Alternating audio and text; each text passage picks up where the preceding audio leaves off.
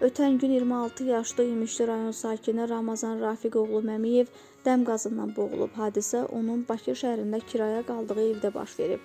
Məlumata görə o Vətən müharibəsi iştirakçısı olub və bir sıra medallarla təltif edilib.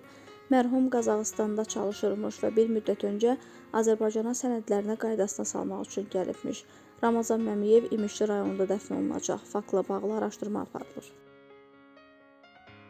Sabunçu rayonu ərazisində bir nəfər polisə müraciət edərək oğurluq hadisəsi ilə üzləşdiyini bildirib. Belə ki, o, avtomobilini satmaq istədiyi şəxsin evinə dəvət etdiyini, danışıqlar zamanı otaqdan çıxdıqda onun mobil telefonunu, qızıl zinət əşyalarını və sənədləri oğurladığını bildirib. Bu barədə DİN məlumat yayıb. Bildirilir ki, həmin şəxs sonradan zərər çəkənə zəng edərək taladıqlarını geri qaytaracağını bildirsə də, vədinə əməl etməyərək həmin əşyaları satıb.